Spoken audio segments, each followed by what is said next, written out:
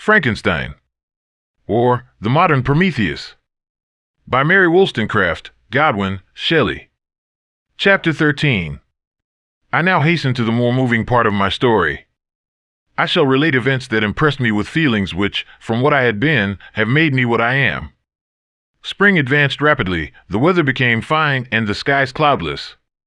It surprised me that what before was desert and gloomy should now bloom with the most beautiful flowers and verdure. My senses were gratified and refreshed by 1,000 scents of delight and 1,000 sights of beauty. It was on one of these days, when my cottagers periodically rested from labor, the old man played on his guitar, and the children listened to him, that I observed the countenance of Felix was melancholy beyond expression. He sighed frequently, and once his father paused in his music, and I conjectured by his manners that he inquired the cause of his son's sorrow.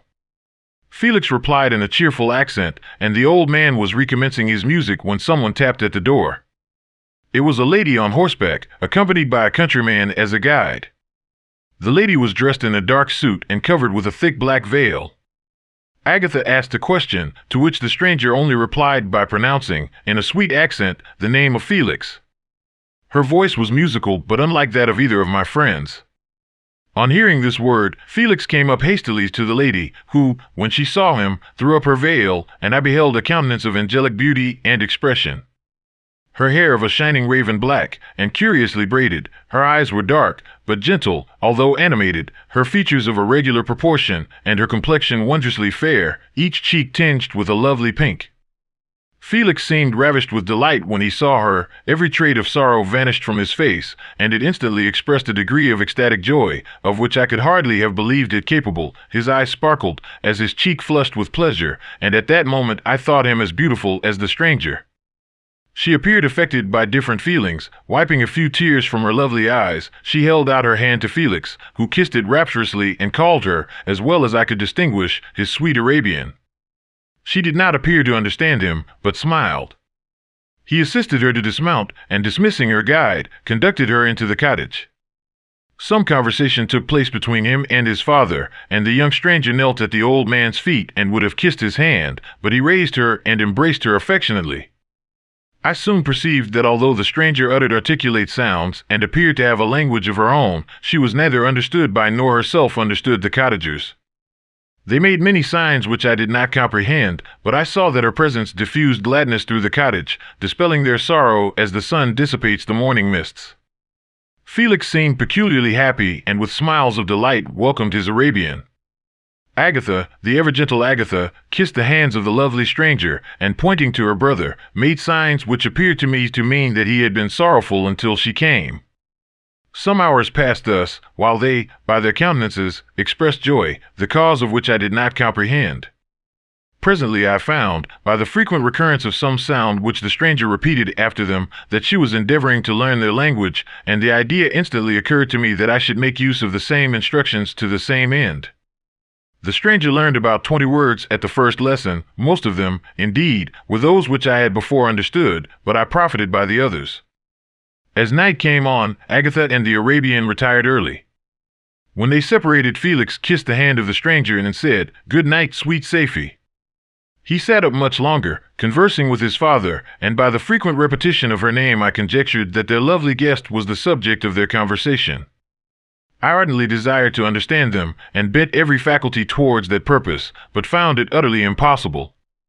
The next morning Felix went out to his work, and after the usual occupations of Agatha were finished, the Arabian sat at the feet of the old man, and taking his guitar, played some airs so entrancingly beautiful that they at once drew tears of sorrow and delight from my eyes. She sang, and her voice flowed in a rich cadence, swelling or dying away like a nightingale of the woods. When she had finished, she gave the guitar to Agatha, who at first declined it. She played a simple air, and her voice accompanied it in sweet accents, but unlike the wondrous strain of the stranger.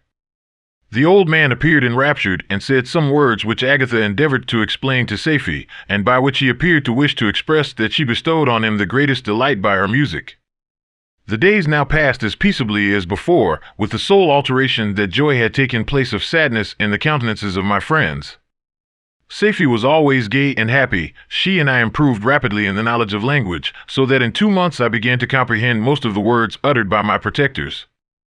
In the meanwhile, also the black ground was covered with herbage, and the green banks interspersed with innumerable flowers, sweet to the scent and the eyes, stars of pale radiance among the moonlight woods. The sun became warmer, the nights clear and balmy, and my nocturnal rambles were an extreme pleasure to me, although they were considerably shortened by the late setting and early rising of the sun. For I never ventured abroad during daylight, fearful of meeting with the same treatment I had formerly endured in the first village which I entered.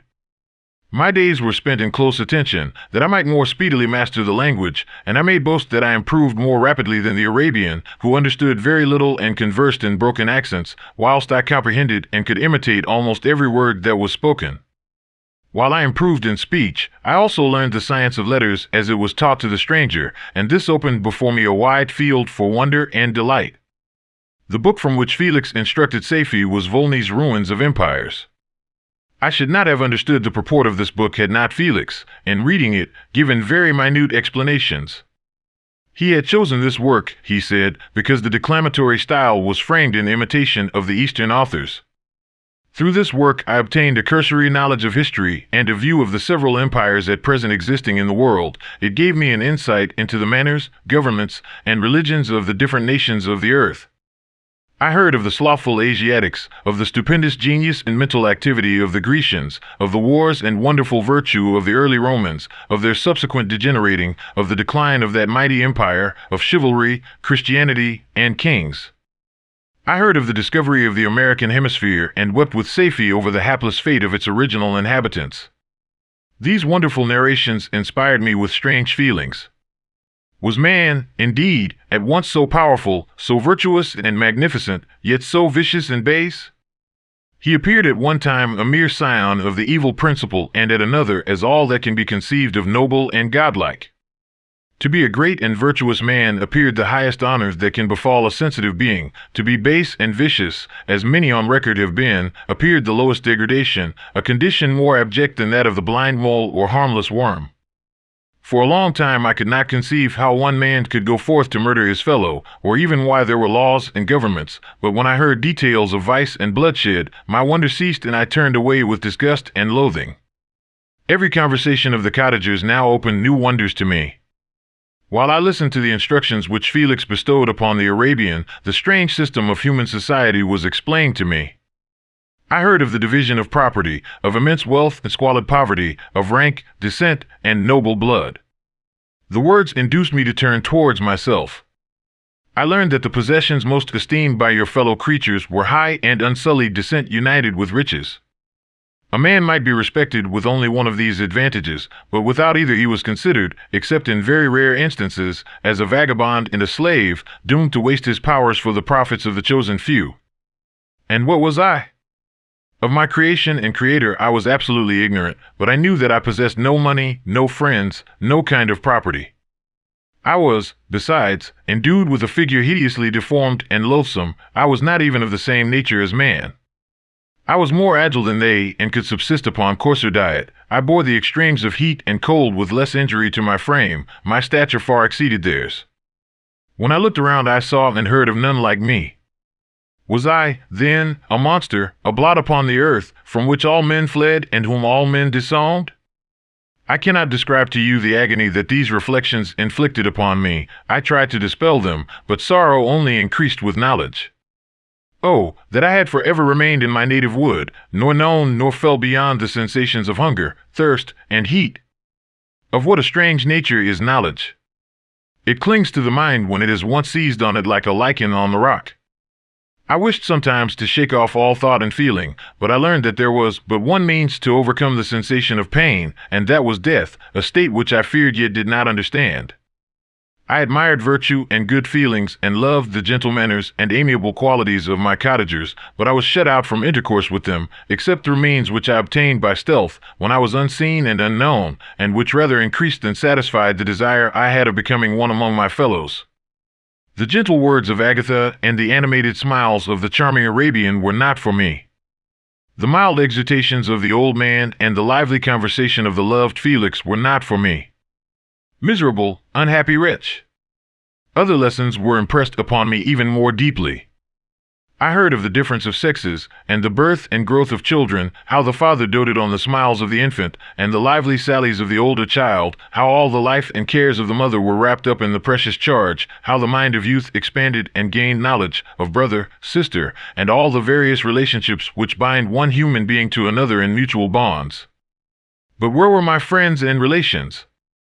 No father had watched my infant days, no mother had blessed me with smiles and caresses, or if they had, all my past life was now a blot, a blind vacancy in which I distinguished nothing. From my earliest remembrance I had been as I then was in height and proportion. I had never yet seen a being resembling me or who claimed any intercourse with me. What was I? The question again recurred, to be answered only with groans.